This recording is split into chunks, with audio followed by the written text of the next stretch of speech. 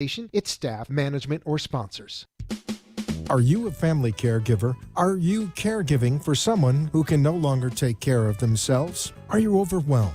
This is Caregiver Solutions Info with Marcia Teele. Marcia will be hosting an hour of true stories and information, tips and updates of the latest research and necessary information in the caregiving field, focusing on you, the family caregiver. An Alzheimer's disease and dementia care expert, Marcia has 15 years of hands-on experience at Arden Courts, a leader in assisted living dementia communities here in the U.S. Marcia covers everything you need to know as a family caregiver, especially if you care for a loved one with Alzheimer's disease or other related dementia or chronic illness. If you have a friend or relative that is also a family caregiver, call them now. They won't want to miss a minute. And let them know they can watch on caregiversolutions.info. And they can listen on WNN 1470 AM in South Florida or nationally on the iHeartRadio app. Now, sit back, relax, and learn from our host, Marcia Teele, as she brings information to you that may just be the caregiving solution you need. Good evening, everyone, and welcome to the Caregiver Solution Info Show. I'm Marcia Teele. I'm glad that you've joined us today, either on your smartphone, your computer, on iHeartRadio, or even on Southeast Florida local radio. This program is for family caregivers and other people that want to learn more about caregiving and know more about dementia. So we do focus on dementia, but caregiving really covers the gamut. When people can't care for themselves, a caregiver steps in, and a caregiver has a really hard job, as most caregivers have already experienced. And this show is for you. It's an educational platform for you to learn, listen to experts in the field on all kinds of topics related to dementia and caregiving. So today we're going to be talking about dementia. There's lots of kinds of dementia, and most people have heard about Alzheimer's disease because that happens to be the most common form of dementia. Other types of dementia, vascular dementia, other forms could include dementia from drinking too much alcohol and kind of just frying the brain cells. Other dementia can be caused through having Parkinson's disease, and that can lead to dementia. But we're going to be talking about a form of dementia that a lot of people have never heard of. And if they have, it's pretty much misunderstood. And so I'm very excited to have my three guests with me today. And we're going to be talking about frontotemporal degeneration. It's a type of dementia. And if you haven't heard about it before, this is going to be really enlightening because there's a big campaign going on now about awareness for this particular type of dementia. So I'm going to introduce my guests and we're going to get started. I'm very excited to have all three of them here with me today. First, we have Brittany Andrews. Brittany works for the Association for Frontotemporal Degeneration in King of Prussia, Pennsylvania. And she is currently in Delaware visiting some family and joining us from Delaware. Also, we have Will. And Will Ryder is the American Frontotemporal Degeneration Program Manager for Education. And Will is actually in King of Prussia at his office there. Hi, Will. And also joining us today is Katiezinger. And Katie is an ambassador for the American Frontotemporal Degeneration Association. And so welcome to all of you. Thank you for being here today. Thank you. Thank you for inviting us to join you. Yes, thank you for allowing us to come on the show. Absolutely. You know, we did talk to you last year.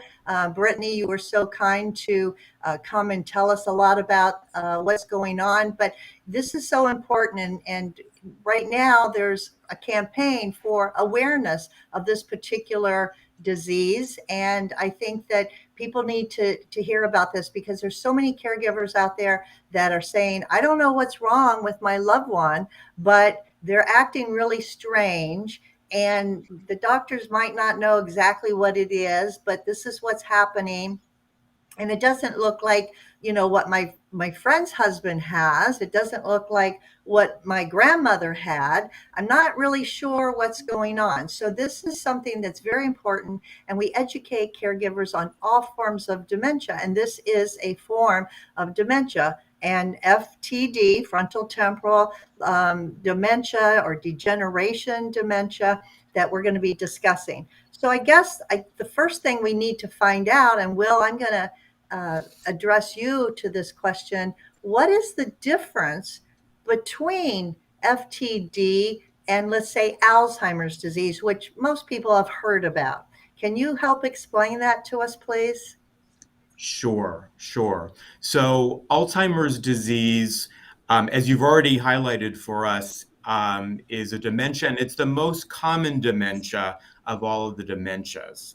But with Alzheimer's disease, the most typical first and early symptom is problems or challenges with memory. So forgetfulness, short-term memory forgetting, like talking to your daughter yesterday, or what you had for breakfast, or a conversation that you had with one of your friends. Whereas frontotemporal degeneration, sometimes called frontotemporal dementia, or even in the past Pick's disease. So in and of itself, the different names people use can be confusing, but we'll stay with FTD. FTD, memory remains fairly intact. So forgetfulness is not a typical early warning sign. Unfortunately, lots of people think about memory in relation to a dementia, both caregivers and even healthcare professionals. And if they're looking for that, they're going to miss the signs and symptoms of the different types of FTD. So with FTD, another aspect that is different from Alzheimer's is there are 3 different areas of function that can be infected. So there's a behavioral variant, FTD, which the early symptoms affect behavior and personality. There's a communication variant, which impacts communication and speaking and understanding. And then there's also 2 variants that can impact movement and movement function and ambulation. So that's a distinct difference, because those changes tend to be early in the disease process. Another difference, there's a lot to say that's different, so you started me on a roll.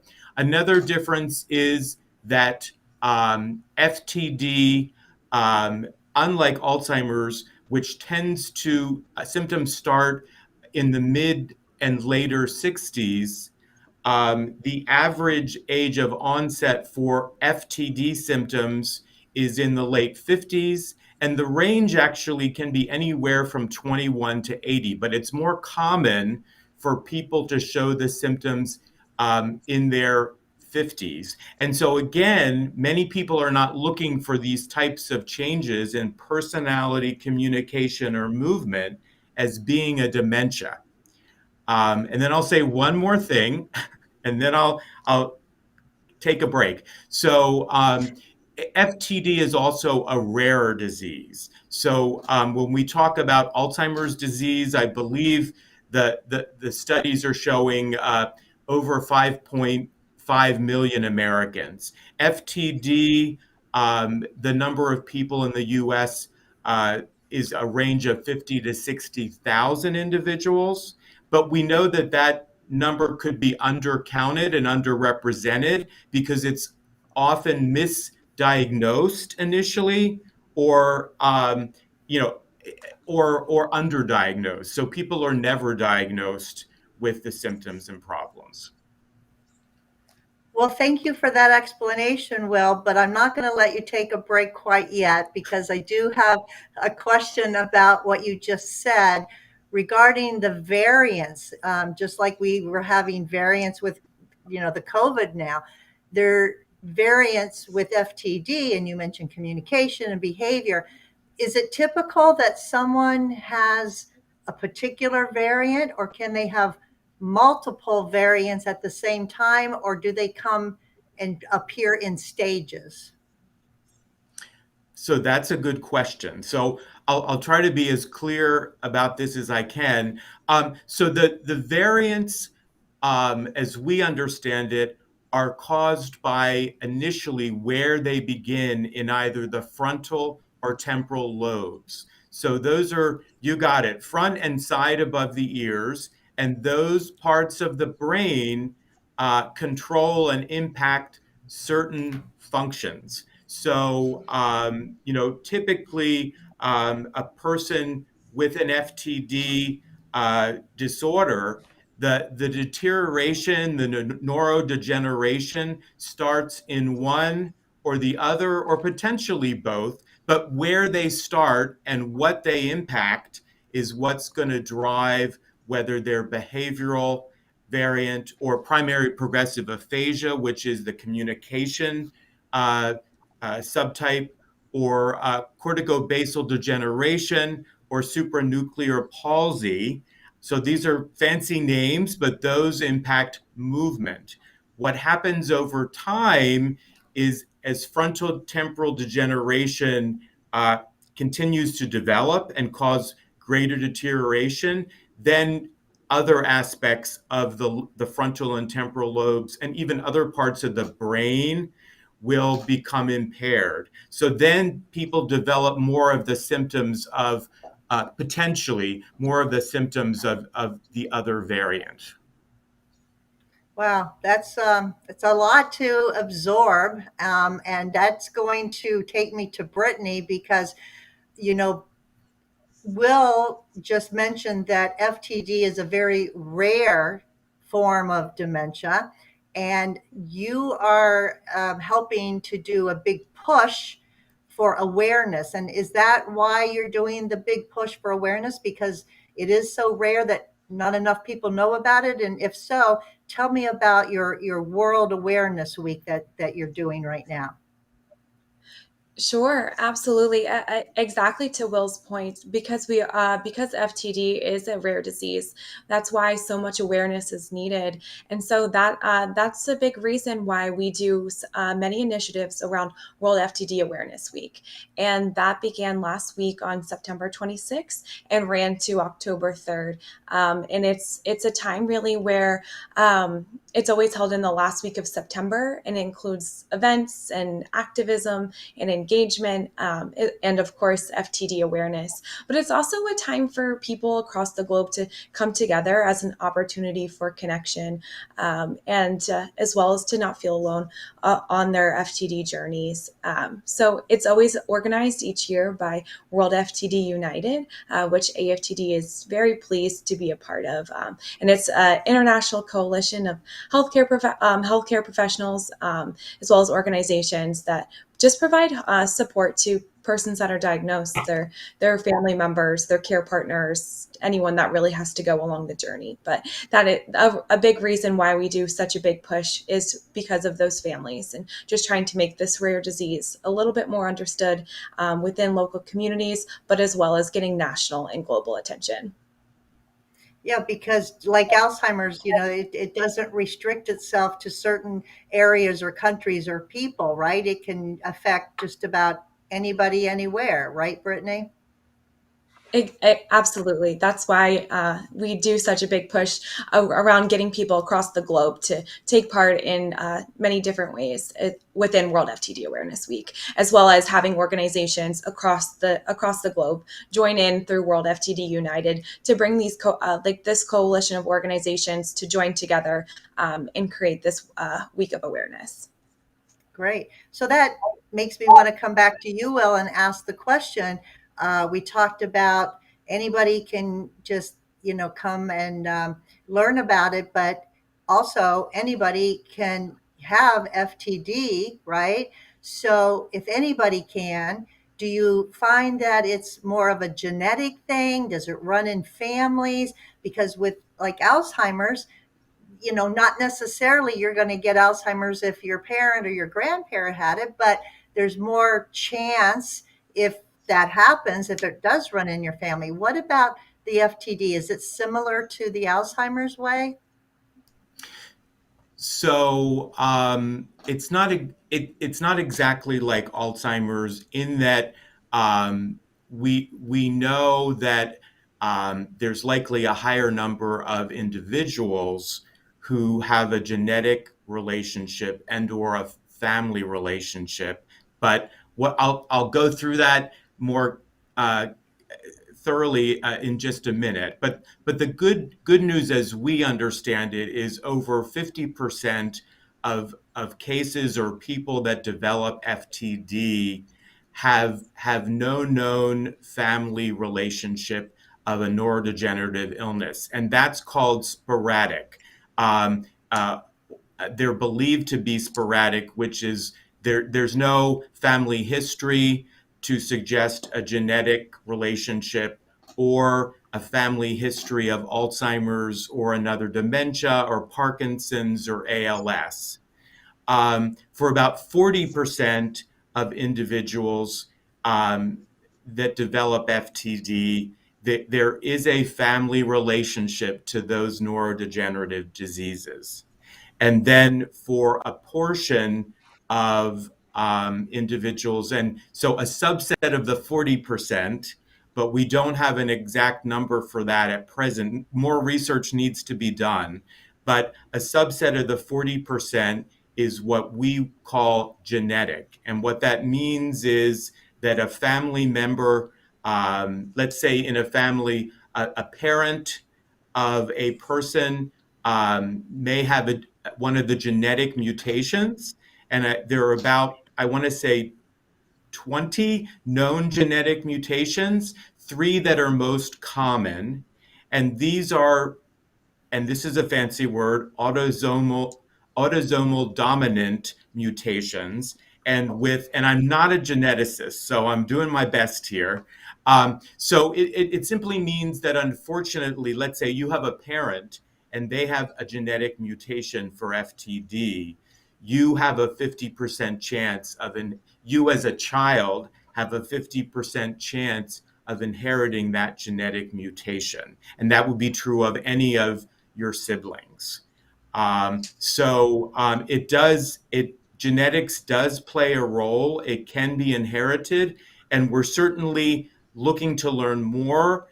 There are also studies taking place with some of the genetic variants that I'd encourage people to investigate, both on AFTD's website. There's a lot of good information under a new and improved area of AFTD's website called Genetics and FTD. You can easily find it at the top of our homepage, which is www.theaftd.org. Go to genetics, and you can learn a heck of a lot more than I've been able to share with you. And it will also help you then find some research studies that are looking at genetics and potential treatments. Great. Thank you so much for that. Well, I want to get Katie in on this conversation. She's been patiently waiting. Katiezinger is joining us from South Carolina. And thank you, Katie, for joining this conversation today about FTD. Your title is FTD Ambassador, but you do have a personal connection when it comes to this particular disease. Do you mind telling us about that? No, I'm happy. I'm happy to talk to you about it. Thank you so much for having me. Thank you so much for providing this information. I feel like this is one of the most important things we can do as ambassadors. Working with AFTD is to promote this awareness. So I'm really glad to be here as someone who has a personal connection to it. My father, unfortunately, passed away earlier this year. My dad, Katiezinger, he was diagnosed with the behavioral variant that Will was talking about, behavioral variant FTD, back in early 2014, but it took a long time for us to get that diagnosis, so we could talk a little bit about that later.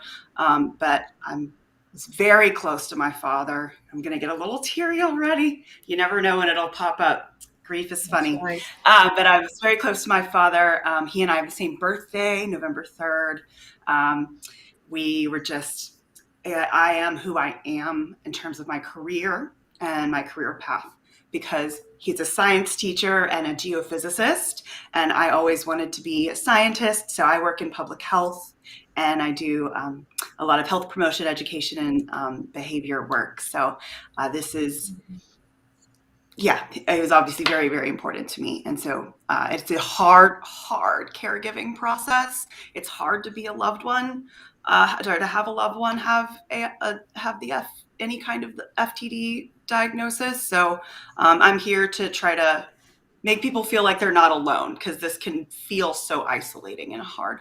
So any questions you have, I'm ready. Oh, thank you. Well, first I want to say I'm sorry for your loss. It's very recent, and I know it's very hard. And how old was your father when he was first diagnosed with the disease? So I think that would make, he was probably 70 when he was diagnosed with the disease. So, but we know, it's like Will was saying about it being earlier onset.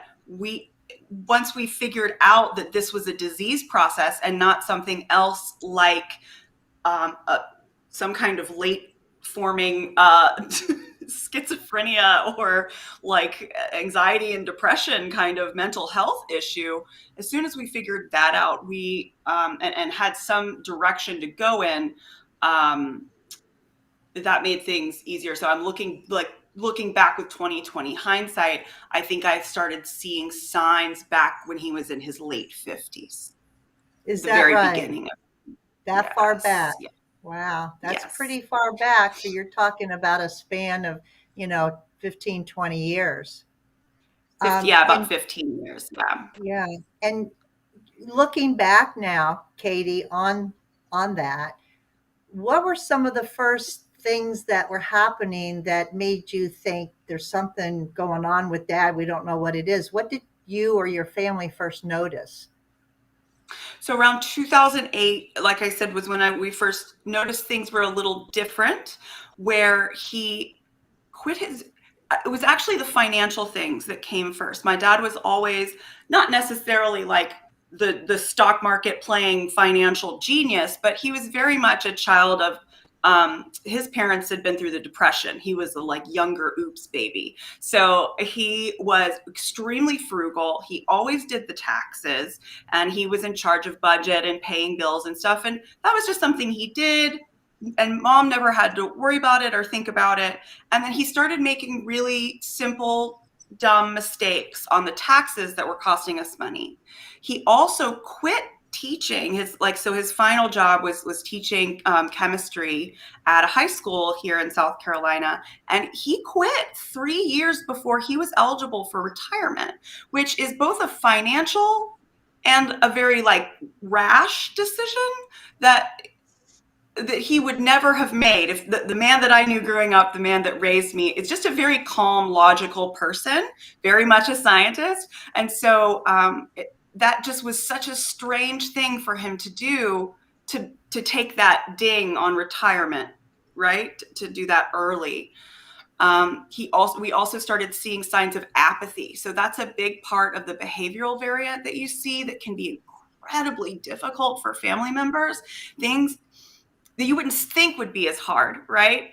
There were things that he was so passionate about, and he's so great about, that he was just like, nah, I don't care about that, right? He didn't want to go do things. This apathy set in, and so that's why we were thinking it was some kind of depression at first, because that can happen with mental health, right? That you don't want to go do anything, you lose interest in things you were interested in before, and so we were like, oh, he's just not in a great place right now, and maybe he doesn't know what to do with himself in retirement. But I know now that was it. He also had some strange compulsive behaviors that started right around 2009, 2010, where, for example, he would read and reread the Lord of the Rings trilogy, and then watch and rewatch the Lord of the Rings trilogy movies over and over and over again. Well, some people like it. Yeah, there were a lot of these little signs now that I'm looking back. Yeah. And so the signs probably started adding up, right? It just wasn't one thing. It was a lot of things that weren't normal for him. And Exactly. and things that maybe you couldn't put a reason. He probably didn't have a good explanation why he retired 3 years early. Did anybody ask him why he did that, and what did he say? Of course they asked him. My mother, me, everyone was like, why are you doing this? He goes, I didn't want to anymore. So he would just really flat say those sort of things. And along with that came some of these like repetitive behaviors that were like smoking cigarettes. He had quit forever. He picked them back up and was smoking much more and more more often. Will, did you want to add something? Yeah, so Katie, thanks for sharing your personal experience, because you're painting a really clear picture for everybody of these kind of confounding symptoms that to other people might sound like something else, but to families that know their loved one and have been married for 40 years, or it's their mom or dad and they've known them their whole life, this is not them anymore, Some others, a person with behavioral variant can have like a lack of empathy or understanding for other people's perspectives. So a spouse that was always really caring and concerned about the other person was doing, or maybe very concerned about children, is now found to be sitting in front of the television while the young kids are out in the front yard playing near the street. And this is an example from one of our families. The wife came home and, what's going on here? This could have been a life-threatening experience. So obviously very emotionally upsetting. But again, it is often diagnosed, unfortunately, as a midlife crisis or depression or bipolar or late onset schizophrenia, as Katie mentioned. And sometimes I think it's the challenge is clinicians. It depends where people start in terms of who they talk to, which is an important aspect of it in terms of seeking out a diagnosis, but also that caregivers are listened to in terms of what the symptoms are and how markedly different they are. Yeah, that's really great. I mean, you guys obviously understand each other. Katie, you lived it. Will, you're very educated on it. And that being said, I'm going to get more from you because this is really good information. But we're going to go to a commercial break right now, and we're going to give away a free book. So if you're watching or listening to this program, get your pencil ready to get a free book, and we'll tell you how in just a moment. Stay tuned. Arden Courts is not just a place to live, it's a place to call home. Residential living combined with quality caregiving. This is the philosophy behind Arden Courts. Communities created exclusively for individuals with Alzheimer's disease and related dementia who would benefit from a safe and structured environment. For additional information about any of the unique services Arden Courts provides, call 888-478-2410 to locate a community nearest you. Inquire about our educational seminars, resource library, or support groups, or simply feel free to ask questions you may have about Alzheimer's and related dementias. At Arden Courts, we know, we understand, and we can help because memory care is all we do. Remember, call 888-478-2410 for additional information about any of the unique services Arden Courts provides. You are listening to your host, Marcia Teele, an Alzheimer's disease and dementia care expert on CareGiverSolutions.info. If you have a question or wish to share a story, call into the show at 888-565-1470 and talk with Marcia. Now, back to Caregiver Solutions. I I'd like to take this opportunity now to thank our national sponsor, Arden Court's Memory Care Community. Arden Courts has about 50 memory care assisted living communities throughout the United States, and they are there for you, the family caregiver, not only to take care of your loved one that has some form of memory loss, but also to take care of you, the family caregiver, to give you support and education, to hold your hand, both literally and figuratively. They are a leader in the field. And because of that, and you're watching or listening to this show today, they want to give you this free book. It's called the 36-Hour Day book. It's a wonderful resource for caregivers. It is an awesome book where it explains different topics, different types of dementia, definitions, tips, how to handle challenging behaviors. I highly recommend this book. If you don't have it, Arden Courts would like to give it to you for free today, just because you've tuned into this program. All you have to do to get this book is to send an email to delray@arden-courts.com. That's DELRAY at Arden, ARDEN, dash courts, COURTS.com. Please just send them your name, address, and telephone number. Tell them that you heard about the free book, The 36-Hour Day, on the Caregiver Solution Info Show, and they'll be happy to mail one to you. Get one for yourself if you're a caregiver, and if you know a caregiver who doesn't have the book but would benefit, then get one for them too. So this is an awesome resource. You can read it cover to cover, or just pick and choose what topics you might be interested in on the caregiving journey that you're currently on, because things kind of ebb and flow, and things can change on a dime. And so you want to have a resource ready at your fingertips to check it out. So we're back, and I have three guests today, and they're all representing the Association of Frontotemporal Degeneration. And we have Brittany, we have Will, and we have Katie. Will is Education Manager for the American Frontotemporal Degeneration out of King of Prussia, Pennsylvania. We have Katie, who is actually the ambassador, a volunteer ambassador for FTD.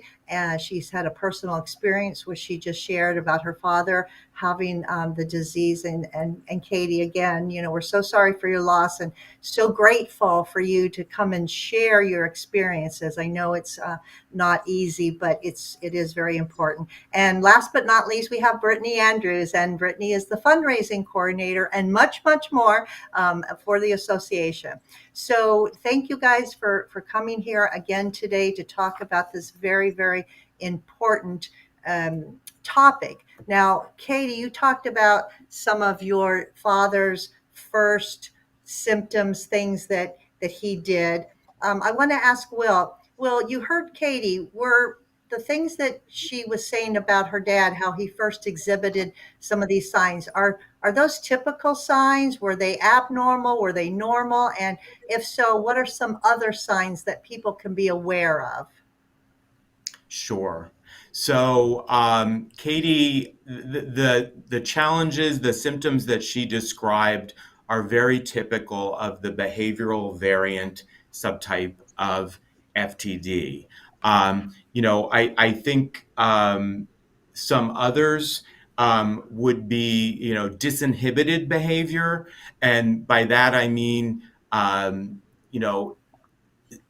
sexually inappropriate behavior with strangers or people that they know, a lack of understanding, what's a comfortable space between you and a stranger. So there, I think the difficulty is there are a lot of manifestations or ways that these behaviors can occur. But, disinhibited behavior is, doing something that's not socially acceptable, undressing in public, or, urinating in public. Also, in terms of for a person that never was someone that cursed at people, someone that starts cursing at someone in a restaurant because, they're a little slower to ask them what they want to order. Now, clearly, there are people that do that their whole life. So again, it's this unusual onset of behavior for an individual. Another common symptom, and again, this is also part of behavioral variant FTD, as well as the other variants, but more commonly with behavioral variant, is a medical term called anosognosia. And that means a lack of insight or awareness or understanding that there's a problem or an issue. So Marcia, you were asking, what did your father say when he was asked about something? Well, sometimes people don't even have insight that there's something wrong. And they'll and I'm going to use the word deny. That's sort of the way we interpret it, but they really don't have the cognitive capacity or cognitive ability or that part of their brain to have insight about their own behavior or actions doesn't function properly anymore. Thank you. Katie, I want to go back to you. You said that your father was diagnosed with the behavioral variant.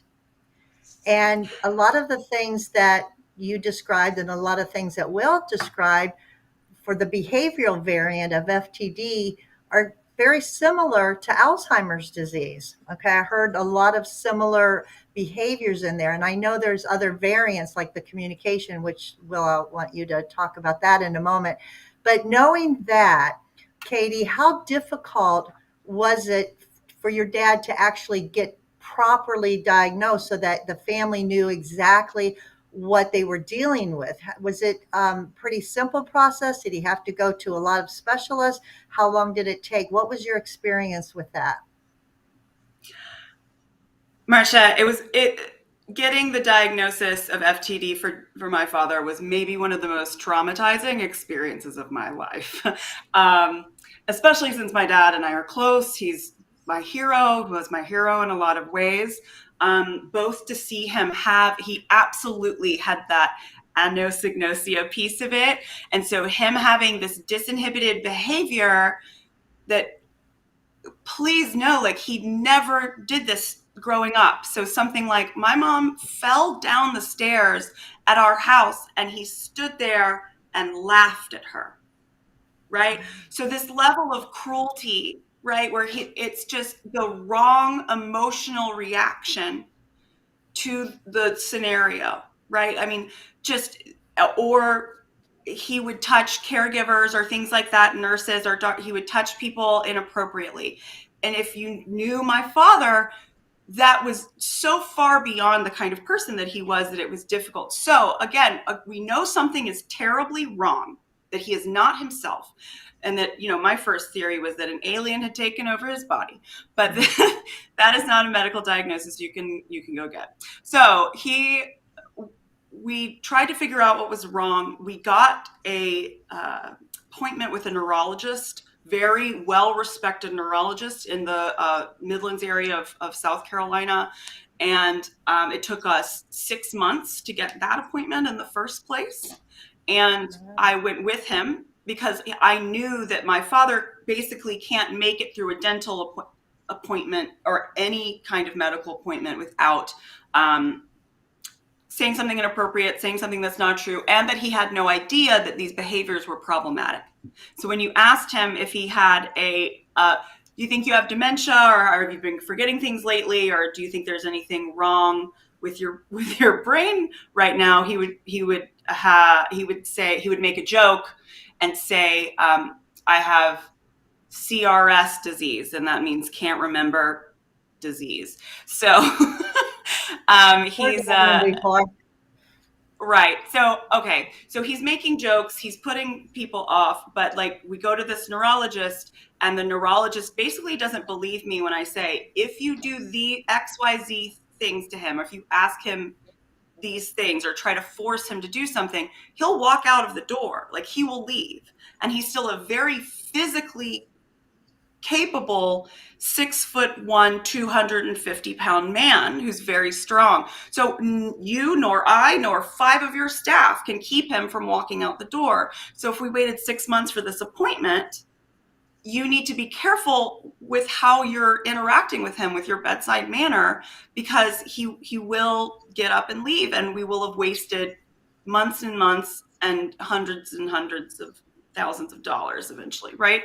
So that it took 4 years to get a proper diagnosis after I was able to look up on the internet what was going on with him. So actually the AFTD has been a godsend for me and for my family in many ways, but especially in that first aha moment of reading through the signs and symptoms of behavioral variant FTD on the website.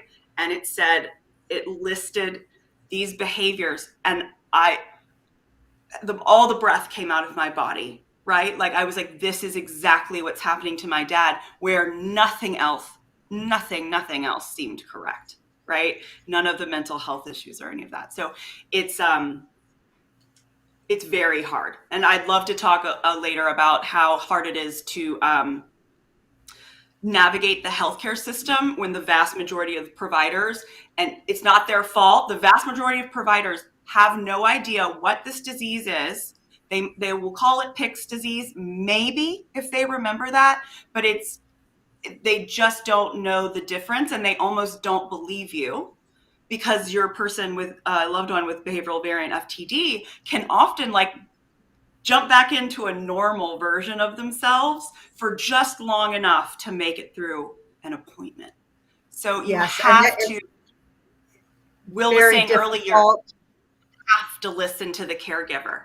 If you aren't listening to the people closest to the person, then they're not going to get heard. And I think that's a huge reason why it takes so much time to get the proper diagnosis, is because the physicians, healthcare providers are not listening to the closest people to that person who's been affected. And I'll get off 4 years. 4 years is a very long time to get a proper diagnosis. There's all kinds of tests, and there's PET scans and blood tests and neurological testing, and that's a very long time. And they have to go through everything and probably eliminate most things before they can really find it. So I was going to ask you why you became an ambassador for FTD, but I don't really have to ask you, because obviously you are very passionate about educating people. I can feel your compassion and your passion coming through.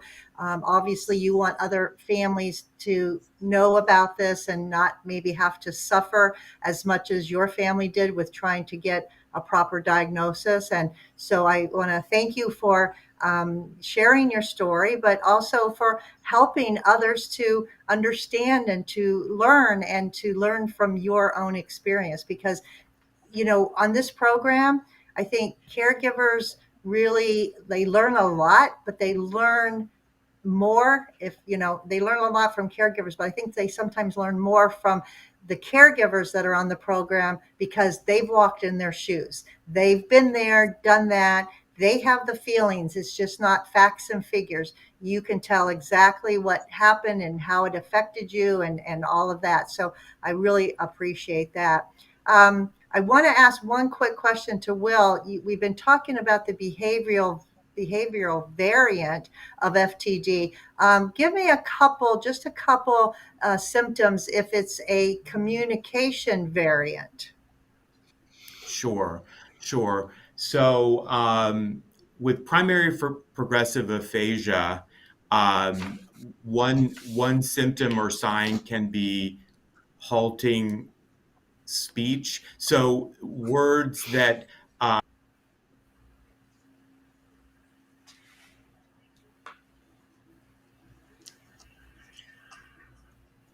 I think we lost Will there. There we go. That's primary progressive aphasia in terms of, were you trying to fake me out? I was trying to do it a little, but then unfortunately, I also clicked the microphone, so it wasn't totally me acting. But it's sort of that speech which is halting, and maybe not all the words are connected or words are missing. Sometimes persons, and I won't go through it, but there are particular subtypes of primary progressive aphasia, and at least initially, they start in certain ways. So I would say it's more common that the challenges are that the person can communicate, and sometimes it's a loss or a lack of understanding with certain words, like common words, for some reason they just can't get them out, and maybe something else will come out. um, and so it is quite different. And I mentioned with the movement disorders, corticobasal syndrome and progressive supranuclear palsy, there can be stiffness or difficulty with initiating movement. There also can be difficulties with eye movement or moving the head in certain directions, up or down. Um, so again, it's a varied array of symptoms, and with FTD, it necessitates a specialist of some type that has experience. Katie mentioned neurologists. Um, they can be very effective and knowledgeable about FTD, but I'm going to say not all neurologists are as knowledgeable about FTD as we might like.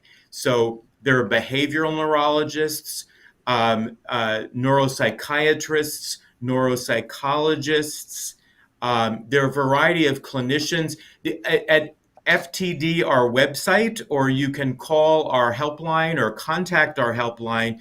We have information about medical diagnostic centers that specialize in FTD across the country. Now, unfortunately, they're not everywhere, and they're not in all 50 states, but we're happy, our helpline is happy to talk with you about the most local one to you, and or how to do research on your own in your own area. Wonderful. And that helpline number is 866-507-7222, the helpline for the Association for Frontal Temporal Degeneration. We're going to end up with back to Brittany. This has been so interesting, but we're almost out of time. Brittany, you all do such good work there at the Association for Frontal Temporal Degeneration and educating caregivers and other healthcare professionals. But it takes money, for research. It takes money to do the things that you do. You're the fundraising coordinator. Give us a couple examples of what's going on. How are you fundraising, and how can someone participate? Sure, absolutely. So our volunteers across the country help us to put on a few different campaigns, especially within this time of the year, being World FTD Awareness Week. It is a big fundraising push for us as well, so we can support our mission.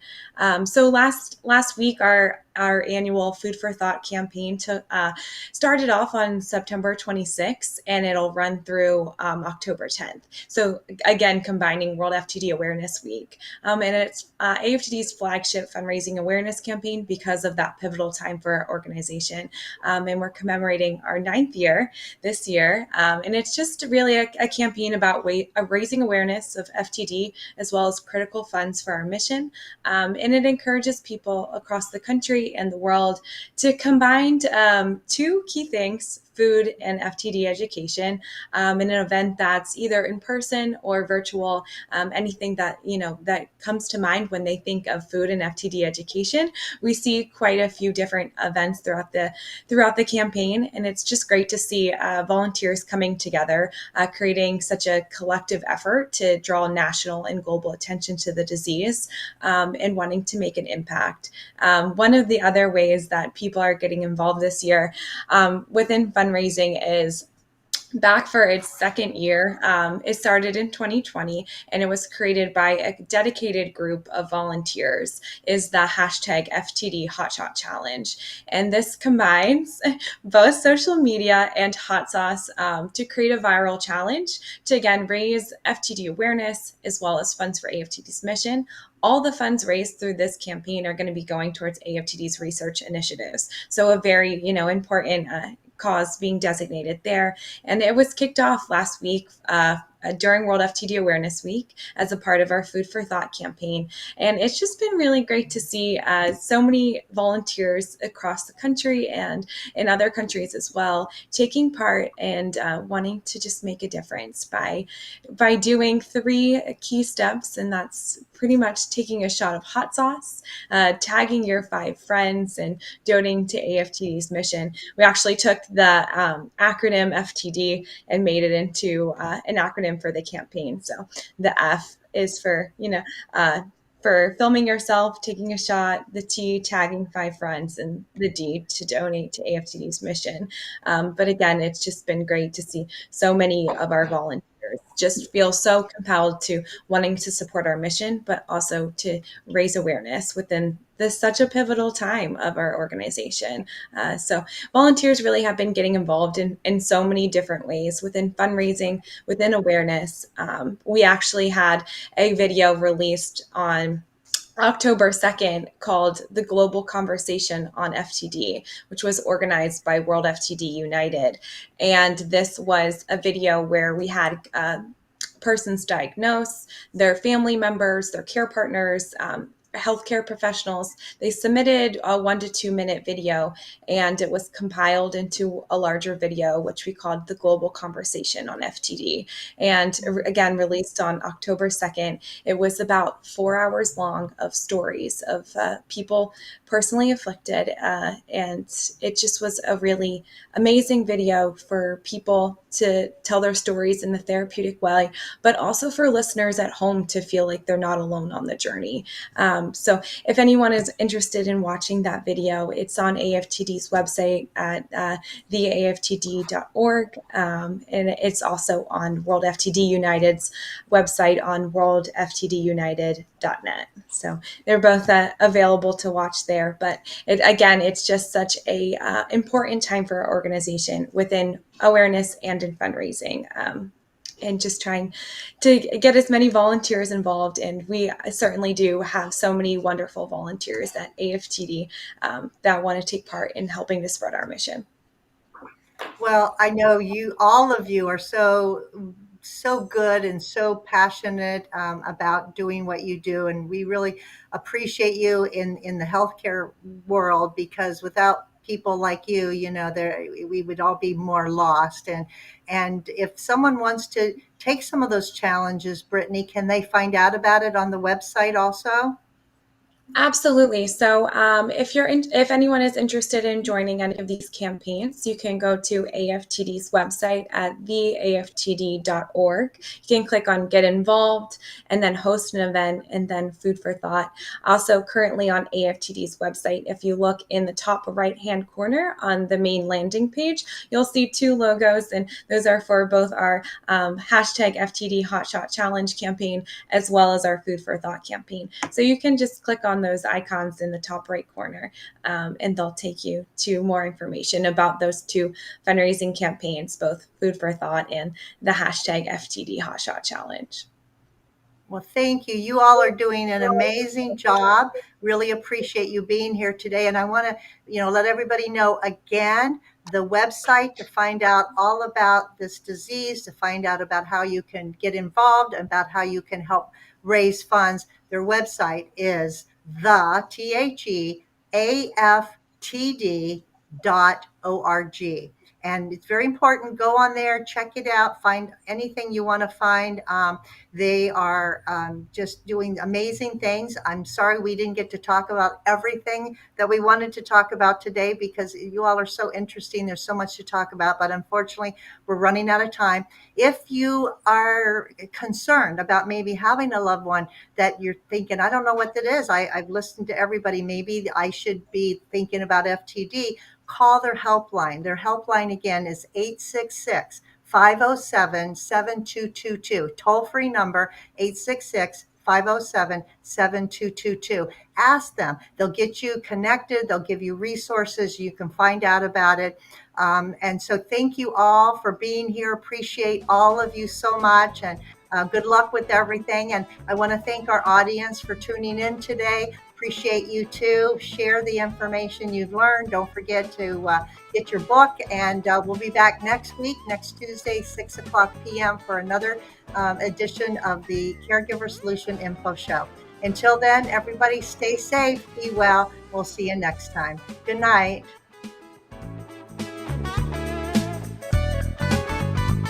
Thanks for joining us for this week's Caregiver Solutions with Marcia Teele. Join us next week as Marcia, who has 15 years of Alzheimer's disease and dementia care experience, brings you more needed information to help with the care of your loved one. This show can be seen again on caregiversolutions.info, and questions can be left on the site, which may be used on the program to help others.